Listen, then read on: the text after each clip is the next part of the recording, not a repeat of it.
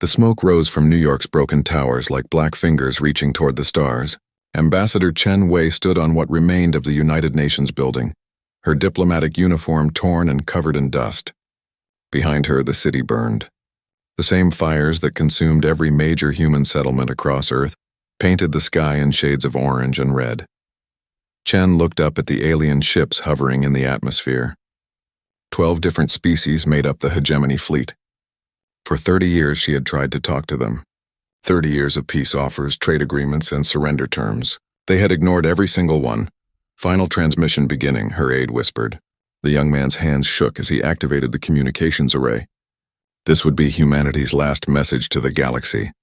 Chen straightened her shoulders and faced the camera. Across the galaxy, every ship, every station, every world would receive this broadcast. She had practiced these words for weeks, hoping she would never need to say them. To the Hegemony Council and all who receive this message, she began. Her voice was steady despite the chaos around her. I am Ambassador Chen Wei, speaking for the people of Earth and all human colonies. An explosion echoed in the distance. More ships were landing, bringing more soldiers to finish what they had started. Chen did not look away from the camera. For 30 years, we have offered you peace. We opened our worlds to trade. We shared our technology. We offered to join your alliance as equals. You responded with invasion. You destroyed our colonies. You enslaved our people. You called us weak because we preferred words to weapons. The ground shook as hegemony forces moved closer. Chen could hear their heavy footsteps in the building below. They would be here soon. We tried to show you that strength does not always mean violence. We believed that intelligent species could solve problems without war. We were wrong about you. You only understand force. You think compassion is weakness. You mistake mercy for cowardice. Chen paused and looked directly into the camera. Behind her, the last evacuation ships were launching from the spaceport. Tiny lights against the burning sky, carrying the final survivors to safety, to hidden places the hegemony would never find. You wanted to see what humans are really like when we stop being peaceful. You are about to find out.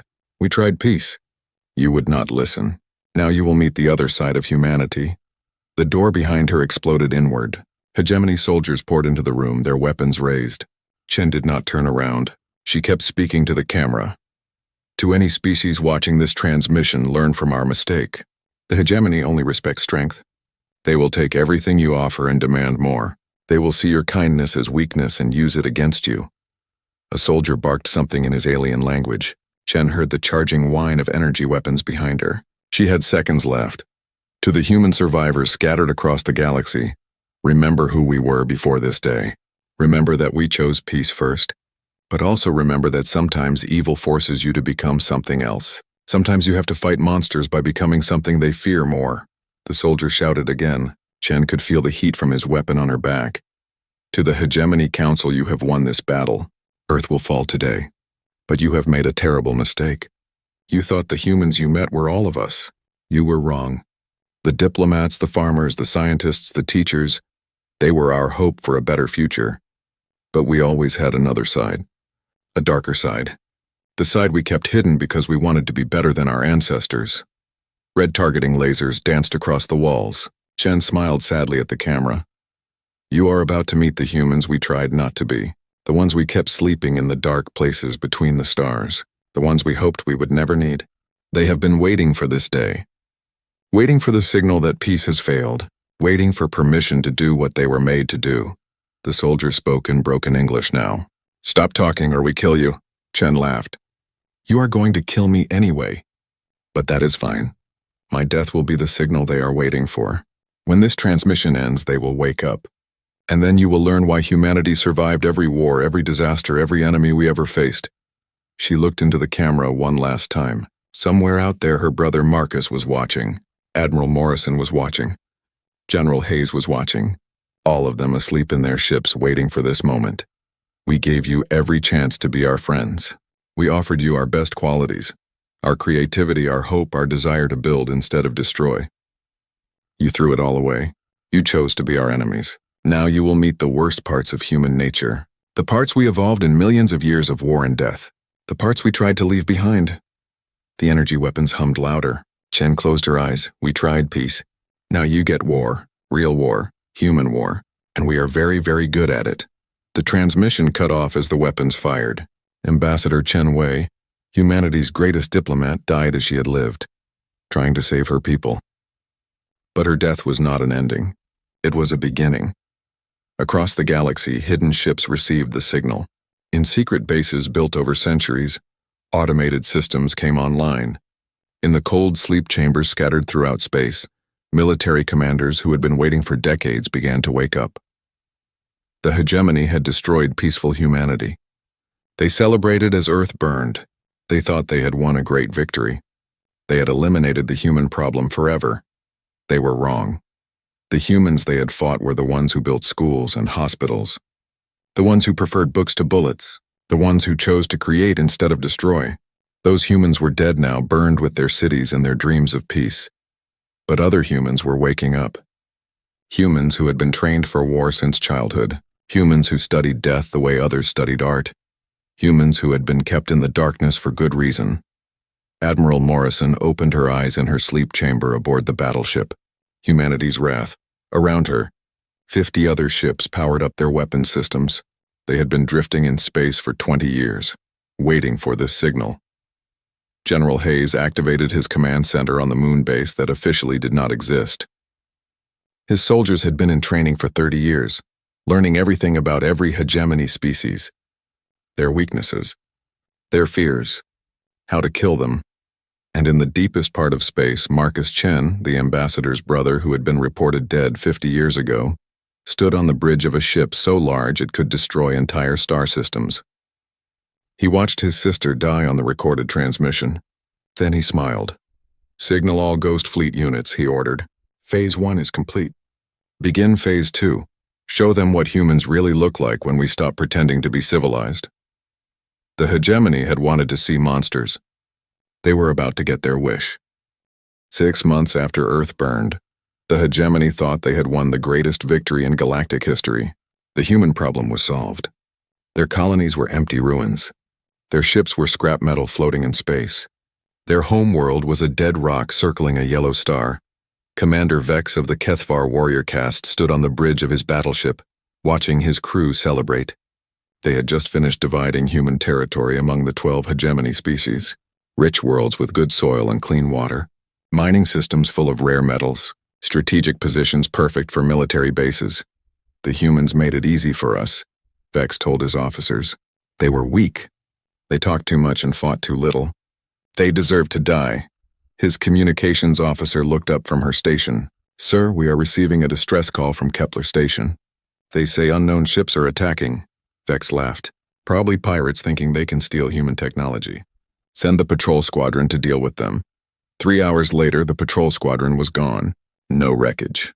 No escape pods. No final transmissions. They had simply disappeared. "Send a full battle group," Vex ordered. He was not laughing anymore. The battle group found Kepler Station intact but empty. Every hegemony scientist and soldier on the station was dead. The attackers had been precise and efficient. No unnecessary destruction. No random violence. Professional work. But the strangest thing was the ships still docked at the station. They were human designs, but unlike any human ships the hegemony had ever seen. These vessels were painted matte black. They had no diplomatic markings, no civilian identification codes. They looked like weapons designed by predators. Admiral Morrison walked through the corridors of Kepler Station, her boots echoing on the metal floors. Her soldiers moved behind her like ghosts, checking every room for intelligence. They wore black armor with no national flags or unit insignia.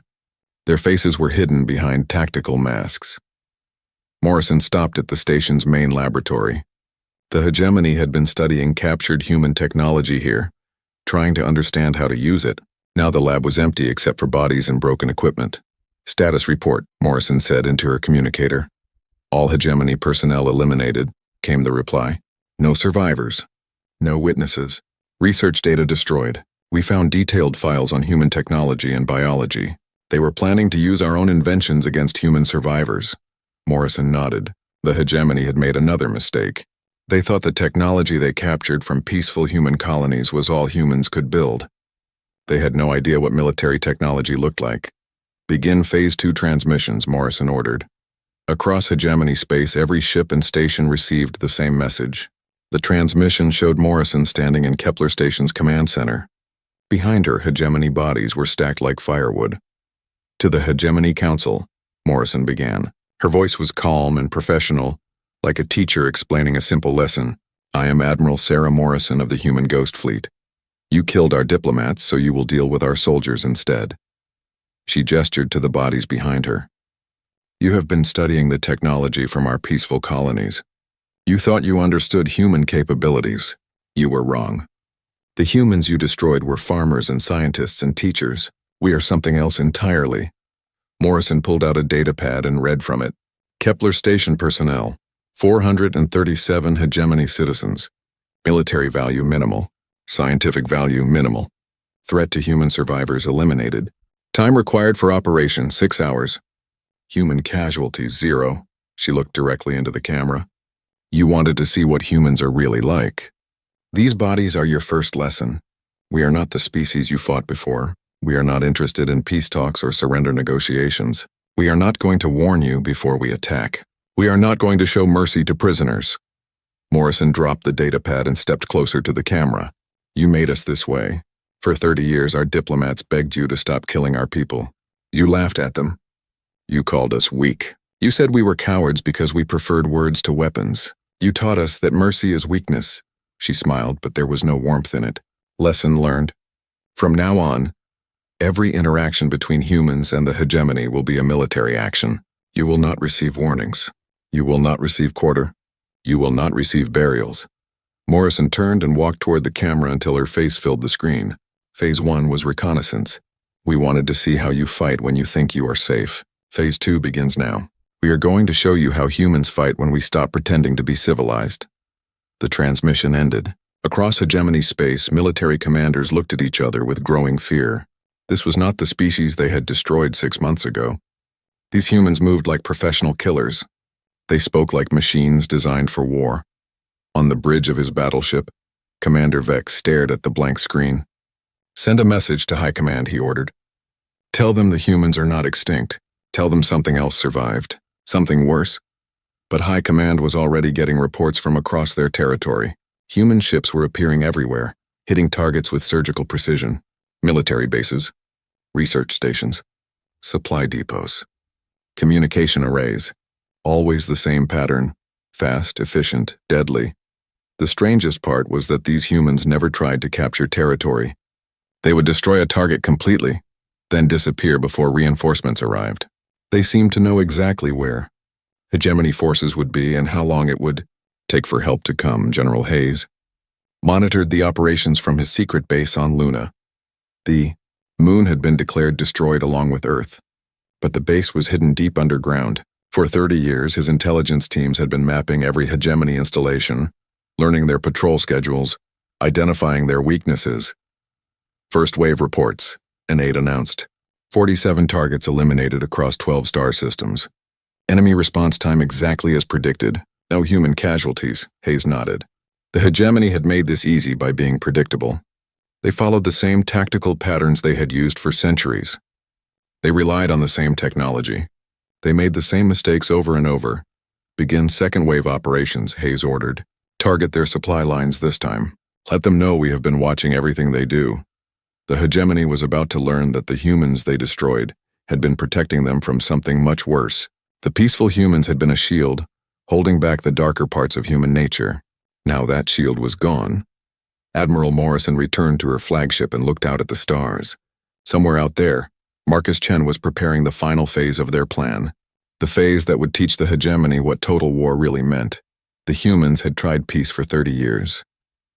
Now they would try the other thing they were good at, the thing they had been trying not to be war, real war, human war, and humans had been practicing war for millions of years. The true scope of human preparation revealed itself like a nightmare coming to life. Across the galaxy, installations that had been hidden for decades suddenly activated. Weapons that had been sleeping in the darkness between stars powered up their engines. Soldiers who had been waiting in cold storage for 50 years opened their eyes. General Marcus Chen stood in the command center of Prometheus Station, a base so secret that even most humans did not know it existed. Built inside a rogue planet drifting in deep space, The station had been preparing for this war since before his sister was born.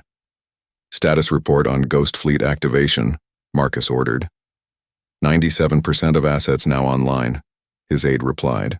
234 battleships, 412 destroyers, 896 support vessels. All commanders awakened and briefed. All weapon systems operational, Marcus nodded. The peaceful humans had built farms and schools and hospitals. The military humans had built this. A fleet larger than anything the hegemony possessed, hidden in places they never thought to look. What about the specialist units? Marcus asked. The Reapers are in position around hegemony military bases. The Shadows have infiltrated their communication networks. The Plague Doctors are ready to deploy biological weapons. The Mindbreakers are standing by to begin psychological operations. Marcus smiled. The hegemony thought they understood humans because they had fought farmers and diplomats. They had no idea what humanity looked like when they stopped holding back. Begin Phase 3, Marcus ordered. Show them what total war means. On the other side of the galaxy, Admiral Morrison received her orders while orbiting a hegemony supply world. The planet below provided food for 12 different star systems. Destroying it would starve millions of enemy soldiers, but Morrison had something better than destruction in mind. Something that would teach the hegemony a lesson they would never forget. Deploy the agricultural virus, she ordered. The virus was a masterpiece of human biological engineering. It would not hurt any living creature.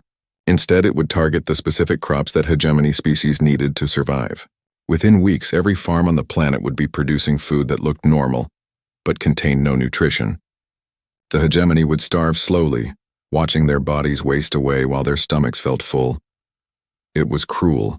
It was creative. It was completely invisible until it was too late to stop. Meanwhile, the Shadows were infiltrating hegemony communication networks with viruses designed specifically for alien technology.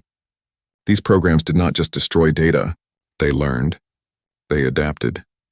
They spread from system to system like a digital plague, turning the hegemony's own networks against them. The viruses would monitor military communications and send false orders. They would redirect supply shipments to empty space. They would make hegemony ships fire on their own allies by convincing their targeting systems that friendly vessels were human attackers. But the cruelest part was that the viruses would work slowly. The hegemony would have time to realize what was happening. They would try to stop it. They would fail. They would watch their own technology betray them piece by piece. On the planet Kethvar Prime, homeworld of the warrior species that led the hegemony military, something impossible was happening. Their greatest heroes were dying in single combat against unknown opponents. The Kethvar had always settled disputes through ritual duels. Their strongest warriors were considered gods among their people. But now these champions were being challenged by humans who seemed to appear from nowhere. Captain Lisa Reaper of the Human Special Forces stood over the body of Warlord Thex, the greatest Kethvar fighter in 1,000 years. The duel had lasted 6 hours. Thex had been faster, stronger, and more experienced. But Lisa had been smarter. She had studied Kethvar fighting styles for 30 years. She knew every move, every weakness, every psychological trigger that would make them angry enough to make mistakes. She had turned their own warrior culture against them. "Who are you?" Thex gasped with his dying breath. "I am what you made us," Lisa replied. "You taught us that only strength matters, so we became stronger than you." The Kethvar watching the duel could not believe what they had seen. Their greatest champion, defeated by a small human female who fought like she had been born for war. It was impossible. It was terrifying. It was spreading doubt through their entire military. Across hegemony space, similar operations were targeting each species according to their specific weaknesses. The aquatic Murthani found their oceans poisoned with compounds that only affected their respiratory systems. They could still breathe air, but the water that covered their homeworlds was becoming toxic.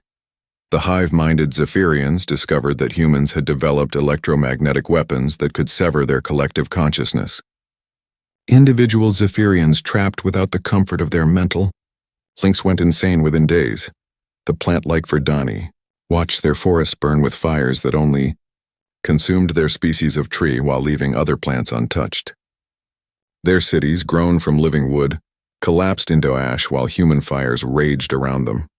Each attack was precisely calculated to cause maximum psychological damage. The humans were not just winning battles, they were breaking the hegemony's will to fight. Admiral Morrison stood on the bridge of her flagship, watching reports flow in from across the galaxy. Phase 3 was exceeding all expectations. The hegemony was not just losing. They were falling apart. "Ma'am," her communications officer called out, "we are receiving surrender requests from 17 hegemony worlds." "They want to negotiate terms," Morrison laughed. "Tell them we do not negotiate with species that refuse to negotiate. Tell them they had 30 years to surrender. That offer has expired." The hegemony was learning what humans meant by total war. It was not just about destroying the enemy's military. It was about destroying their ability to think, to hope, to resist.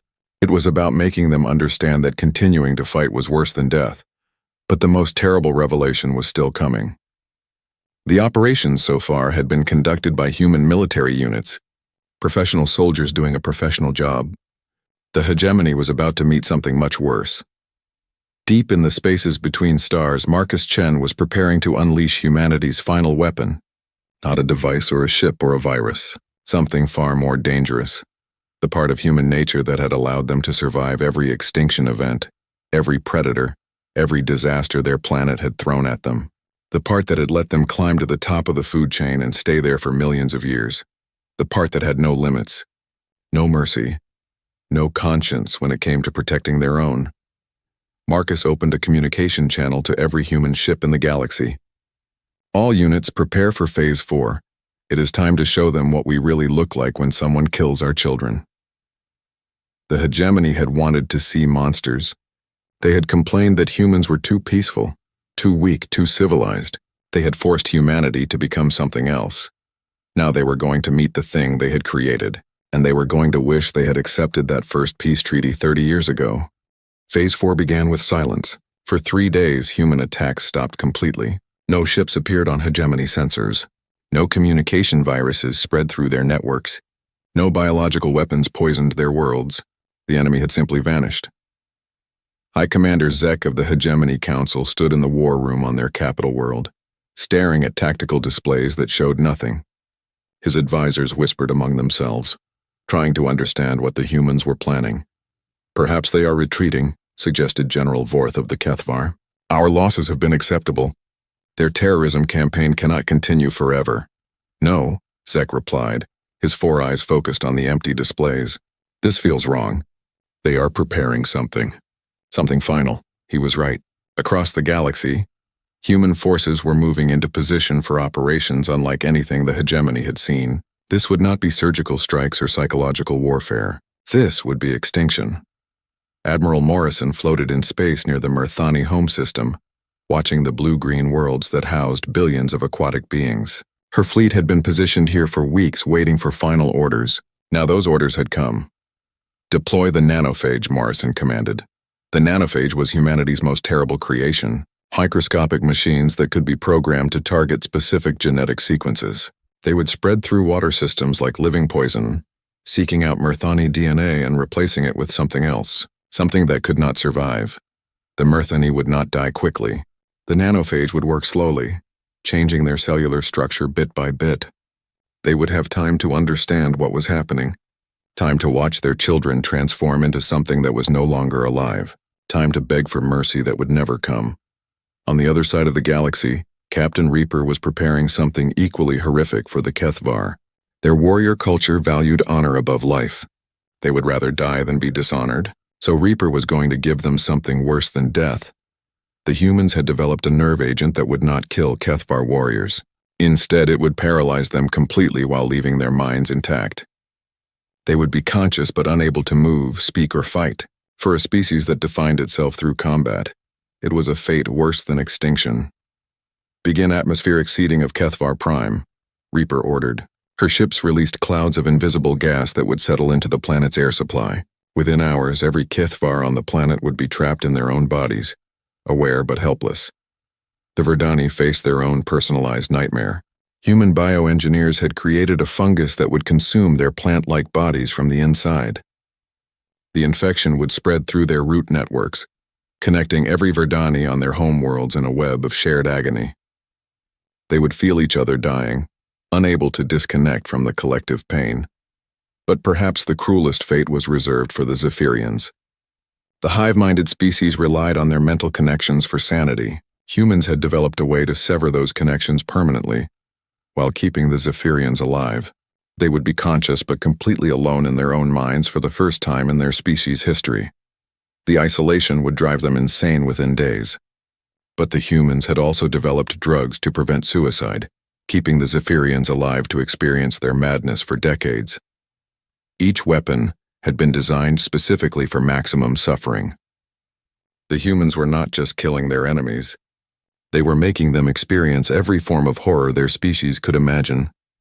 General Hayes monitored the operations from his command center, watching as 12 different extinction protocols activated across hegemony space. The data flowing across his screens showed the systematic end of civilizations that had existed for thousands of years. "Sir," his aide reported, "the Hegemony Council is broadcasting surrender offers on all frequencies." "They are begging us to stop," Hayes smiled. "Too late for that. They had their chance to surrender 30 years ago. They chose war instead. Now they get to see what human war really looks like." The Hegemony's surrender offers became increasingly desperate. They offered to give up all human territory. They offered to pay tribute for 1,000 years. They offered to become human slaves. They offered to exile themselves to the edges of the galaxy. None of it mattered. The humans were no longer interested in negotiation. On the capital world of the Hegemony, High Commander Zek watched his civilization die in real time. Reports came in from every system showing the same pattern. Entire species going extinct in ways specifically designed to maximize terror and suffering. "How many do we have left?" Zek asked his aide. "Population estimates show 70% losses across all member species. Military effectiveness down to 12%. Economic collapse complete. Social cohesion failing on every world." Zek closed his eyes. The humans had done the impossible. They had destroyed an empire that controlled half the galaxy in less than 6 months. But worse than that, they had done it with such precision that Zek knew they could have done it any time they wanted. "They were holding back," he whispered. "For 30 years they were holding back. We thought they were weak, but they were just choosing not to destroy us." His aide nodded. "Intelligence reports suggest the humans could have eliminated us completely within days of first contact. Everything they showed us, their diplomacy, their peaceful colonies, their reluctance to fight, it was all real. But it was just one side of their nature. And now we have met the other side," Zek said. Admiral Morrison stood on the bridge of her flagship, watching the Mirthani homeworlds turn brown as their oceans died. Billions of aquatic beings were transforming into something that could not survive in water or air. They would die slowly, watching their children and their civilization collapse around them. "Ma'am," her communications officer reported, "we are receiving a transmission from the Human Fleet Command. General Chen wants to speak with you." Morrison activated the communication screen. Marcus Chen appeared, his face showing no emotion as he delivered his final orders. "Phase 4 is complete," he said. "Begin Phase 5, leave no witnesses. No survivors. No possibility of recovery. Make sure no species in this galaxy ever makes the mistake of thinking humans are weak again." Morrison nodded. Phase 5 was the end. Total sterilization of every hegemony world. Not just killing the population, but destroying the planets themselves. Making sure that nothing could ever grow in hegemony space again. "Understood, General. How long do we have?" "Take as long as you need," Marcus replied. "We are not in a hurry. Let them know we are coming. Let them try to run. Let them understand that there is no escape from what they chose to become our enemies." The transmission ended. Morrison looked out at the dying worlds below and felt nothing. No satisfaction, no regret, no emotion at all. The humans had become exactly what the hegemony had forced them to become. Perfect killers. Efficient destroyers. Machines designed for extinction. They had tried to be something better. They had wanted to be explorers and teachers and friends to the galaxy.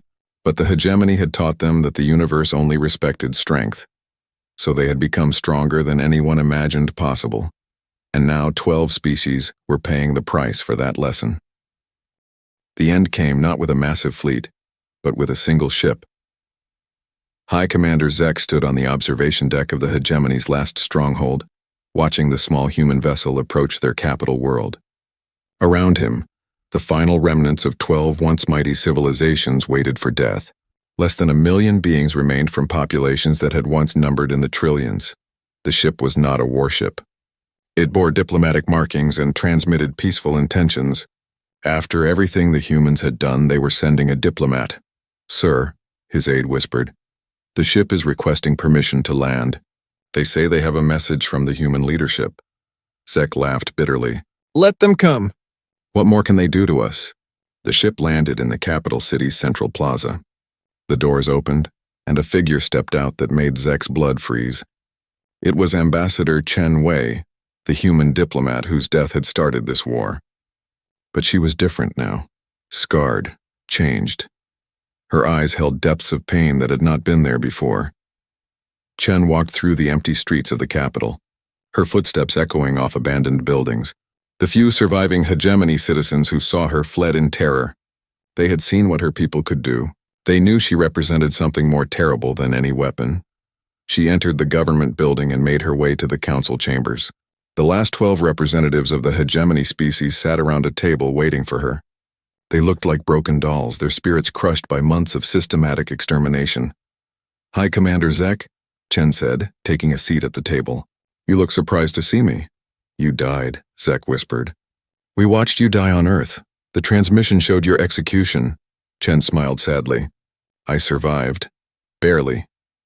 I spent the last 6 months traveling through what remains of your empire, watching what my people have become. Watching what you forced us to become." She placed a datapad on the table. "These are the final casualty reports. 11.7 billion Murthani dead, 8.9 billion Kethavar dead, 7.2 billion Zephyrians dead, and so on for all 12 of your species. Total deaths 94.6 billion sentient beings." The numbers hit the council like physical blows. They had known their people were dying, but seeing the complete scope of the slaughter laid out in cold mathematics was overwhelming. "Why?" asked Councillor Mayer of the few surviving Murthani. "Why did you come here to tell us this? Why not just finish the job?"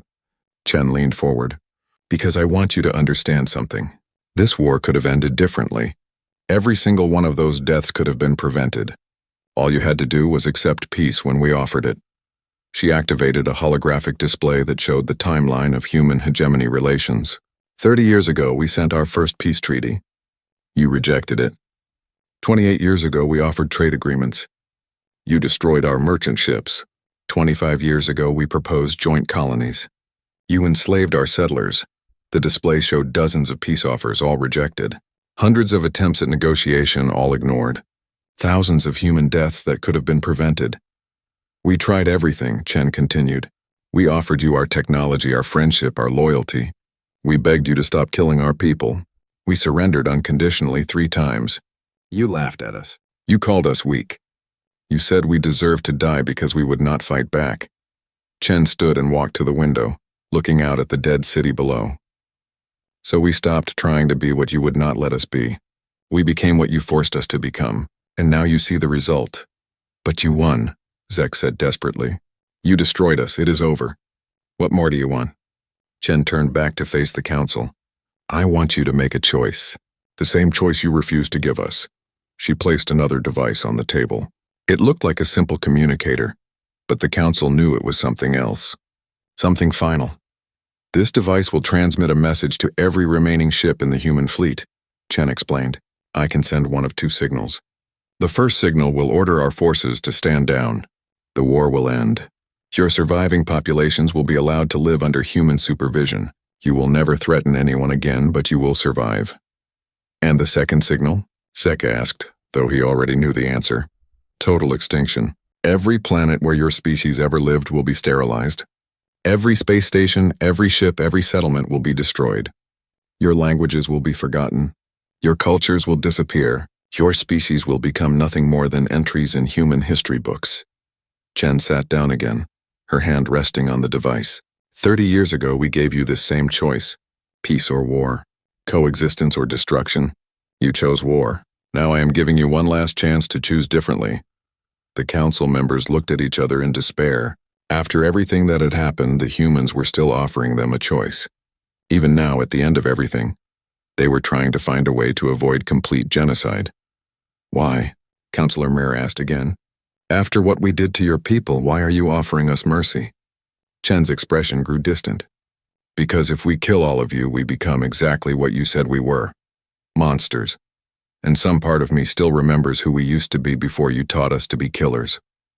She paused, then continued. But I need you to understand something. This offer expires in 1 hour, and if you refuse it, there will be no more chances, no more negotiations, no more mercy. The human war machine we built to destroy you has grown beyond our ability to control it completely. Even I am not sure we can stop it if we decide to finish this. Zek stared at the device. One button to save his people. One button to doom them completely. After all the death, all the horror, all the extinction, it came down to a simple choice. If we accept supervision, he asked, what does that mean? It means your people will live under human law. You will have no military, no weapons, no ships capable of interstellar travel. You will be monitored constantly. Any sign of aggression will result in immediate termination. You will essentially be prisoners in your own space. But we will live. You will live. Your children will live. Your cultures will continue, even if they are forever changed. It is not the future you wanted, but it is a future. The council debated frantically, knowing their time was running out. Some argued for pride for choosing death over slavery. Others begged for any chance at survival. Finally, Zek made the decision that would determine the fate of trillions of potential future lives. We accept your terms, he said quietly. We choose to live. Chen nodded and pressed the first button. Across the galaxy, human fleets received the stand-down order. The extinction protocols were cancelled. The war was over. You have made the right choice, Chen said. The choice we hoped you would make 30 years ago. She stood to leave, then paused at the door. I want you to send a message to every species in the galaxy. Tell them what happened here. Tell them that humanity offered peace first and war second. Tell them that we prefer to build rather than destroy. But also tell them what happens to species that mistake our kindness for weakness. Chen walked back to her ship, leaving the survivors to process what had happened. She had prevented total genocide, but at a cost. Humanity had revealed its true nature to the galaxy.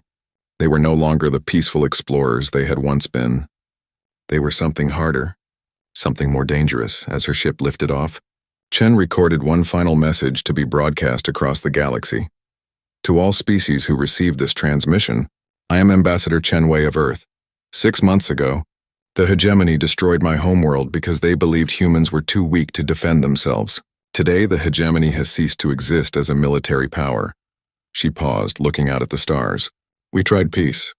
We offered friendship. We wanted to explore the galaxy together, learning from each other and building something beautiful. That offer is still open to species willing to accept it.